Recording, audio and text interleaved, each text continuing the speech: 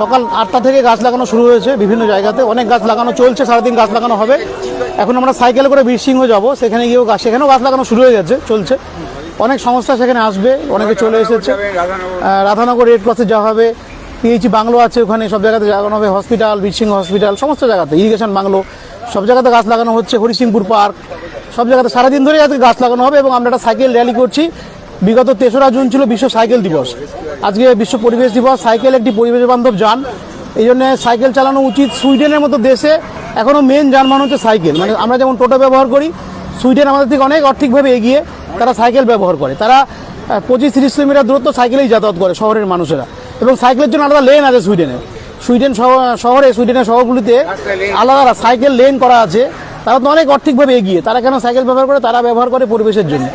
তো আমরাও কিন্তু সাইকেলটা ভুলে গেছি। আমরা ছোটোবেলায় সাইকেল চালিয়ে পড়াশুনো করেছি, তো এখন কেন আমরা সাইকেল চালানো ভুলে গেছি? আমরা যদি ছোটোখাটো দূরত্ব শহরের মধ্যে টোটো চেপে বা আমাদের বাইক এর বদলে সাইকেল ব্যবহার করি, তাহলে কিন্তু এনার্জি সাশ্রয় হবে, যেটা পরিবেশের পক্ষে অনেকটাই ভালো।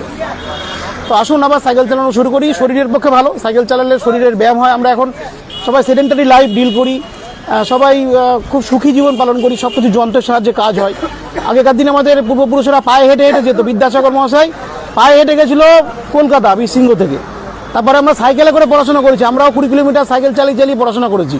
কিন্তু এখনকার বাচ্চারা সব বাইক, নালে স্কুটি, মোটরসাইকেল এসব চেপে যাতায়াত করে। ঘাটাল শহরের মধ্যেও তো খুবই কাছাকাছি, শহরটা খুব ছোট।